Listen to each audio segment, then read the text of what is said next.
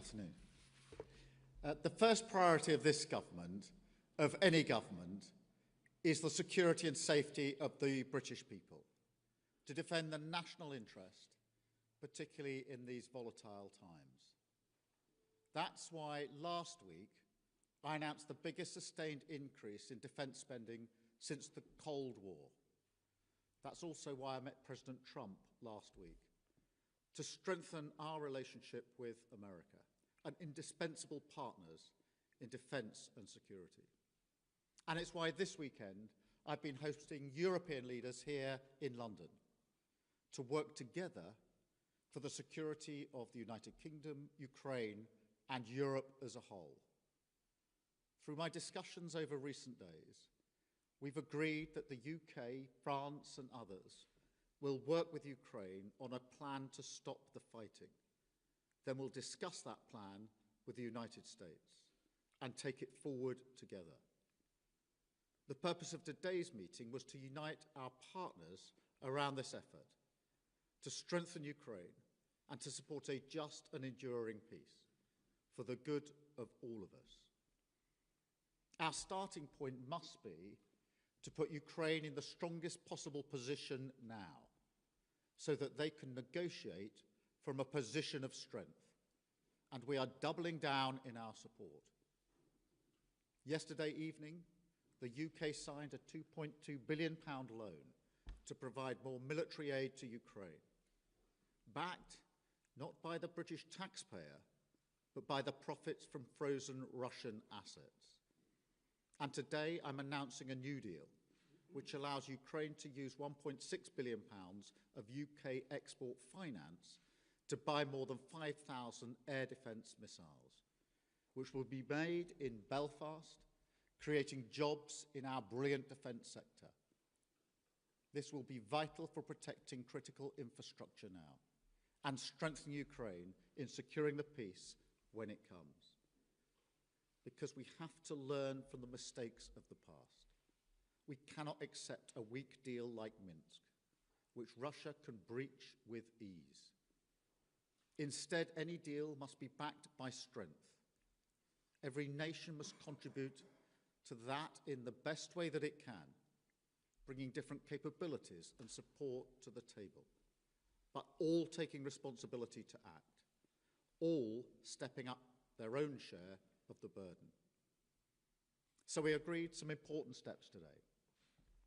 First, we will keep the military aid flowing and keep increasing the economic pressure on Russia to strengthen Ukraine now. Second, we agreed that any lasting peace must ensure Ukraine's sovereignty and security, and Ukraine must be at the table. Third, in the event of a peace deal, we will keep boosting Ukraine's own defensive capabilities to deter any future invasion. Fourth, we will go further to develop a coalition of the willing to defend a deal in Ukraine and to guarantee the peace. Not every nation will feel able to contribute, but that can't mean that we sit back. Instead, those willing will intensify planning now with real urgency. The UK is prepared to back this with boots on the ground and planes in the air, together with others. Europe must do the heavy lifting. But to support peace in our continent and to succeed, this effort must have strong US backing. We're working with the US on this point after my meeting with President Trump last week. And let me be clear, we agree with the President on the urgent need for a durable peace. Now we need to deliver together. Finally, we agreed that leaders will meet again very soon to keep the pace behind these actions and to keep working towards this shared plan. We are at a crossroads in history today. This is not a moment for more talk. It's time to act, time to step up and lead, and to unite around a new plan for a just and enduring peace. Thank you. I will now take a number of questions, starting, I think, with you, Beth, at Sky. Thank you, Prime Minister. Watching President Trump berate a wartime president and defender of European freedom in the Oval Office said to many people what you've already said in a way, that everything has changed. Given that the US has become an unreliable ally, did you as European leaders discuss the prospect of actually going it alone, and actually what the reality of a US pulling out of this, all of this would mean? Do you think you really do need the US? And if you do you think the coalition of the willing will be enough to bring President Trump back around? Thank you. Well, first, in relation to last Friday, nobody wanted to see what happened last Friday, but I do not accept that the US is an unreliable ally. The US has been a reliable ally to the UK for many, many decades and continues to be. There are no two countries as closely aligned as our two countries, and our defence, our security and intelligence is intertwined in a way no two other countries are. So it's an important and reliable ally for us. The discussions we've had today, particularly the coalition of the willing, is on the basis that this is a plan that we will work with the US and that it will have US backing. So that is the purpose of the plan, and that is why I spoke to President Trump last night before we developed the work on this plan. Thank you. I've got Robert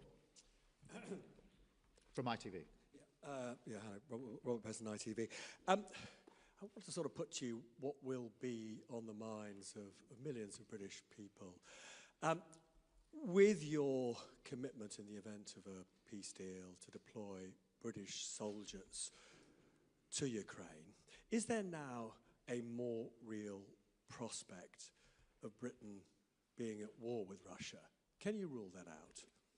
The whole point of a guarantee for any deal, or if there is a deal, is to preserve the peace.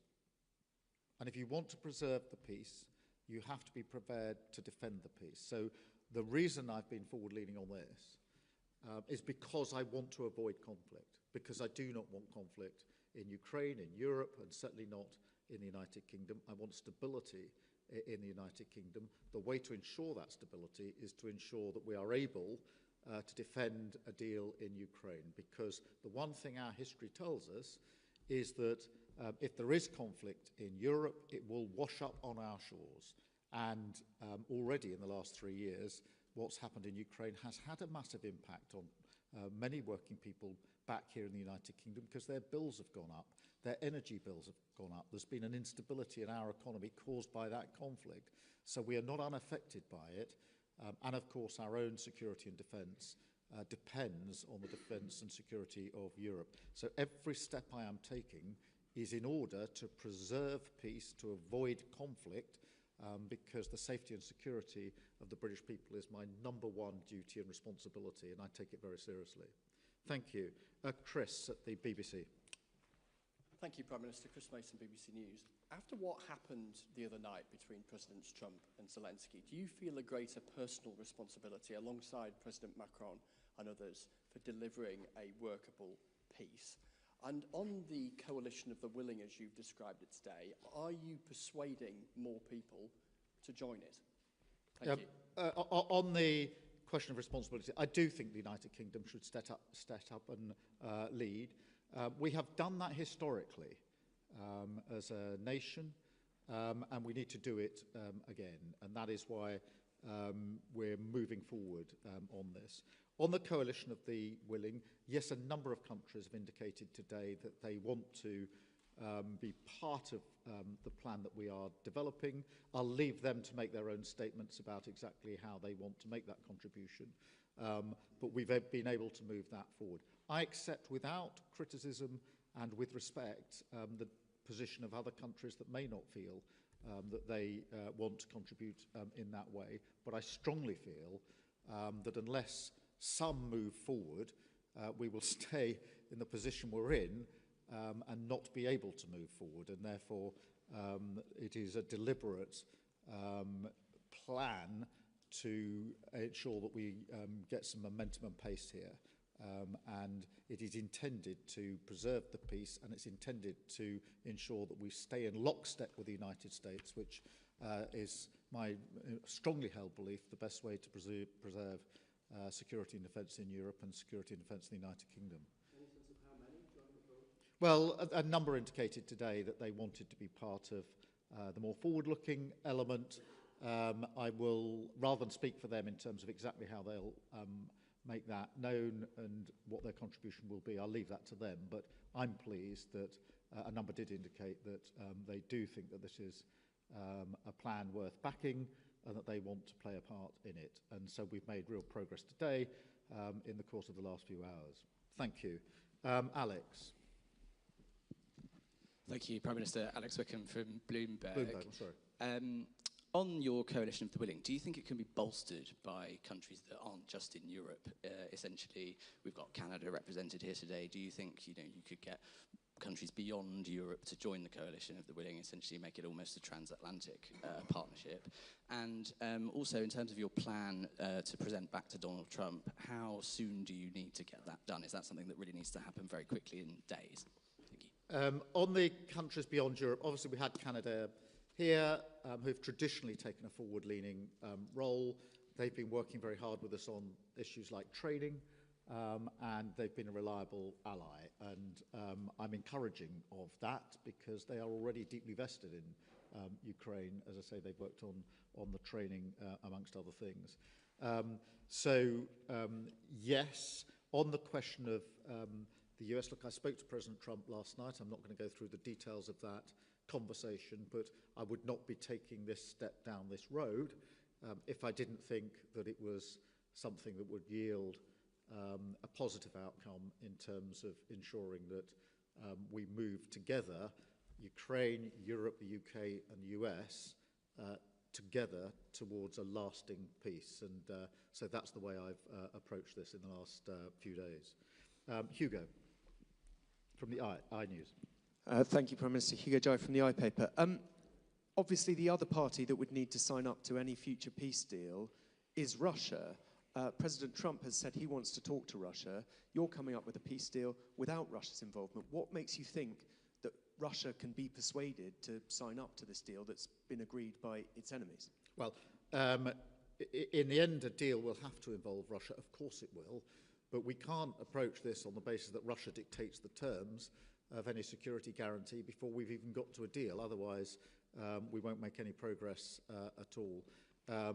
It is, for a deal to be done, but if a deal is done, it has to be a deal that is then defended, because what we've seen in the past is a cessation of the hostilities without any backup, and that was readily breached by Russia. And that is precisely the situation that I think we need to avoid this time around, which is why we're going down this road. Antonello, please, from La Repubblica. Thank you, Mr. Antonio Guerra from La Repubblica. The Italian Prime Minister, Giorgia Meloni, who you had a bilateral meeting earlier today, said that the West must not split on Ukraine. How can you try to convince Meloni and other European leaders that your plan and your coalition of the willing, is the right thing, and to persuade them to join? And do you fear that the West might split on this? Thank you. Well, firstly, I had a very good bilateral meeting with Georgia this morning. We had the first bilateral brunch, I think, in the history of British-Italian relations. So that was a first. We get on personally very well. And she's very clear, I don't want to speak for her, but I think her position is well known, that Europe and the US have to stand together, and that bond must always be strong. So there's a huge amount of common ground between the way I see this and the way Georgia sees this, particularly the view that it is important for the security and defence of Italy, of Europe and the United Kingdom, that we work, as we've always worked, closely aligned with the United States. Thank you all very much indeed. Thank you.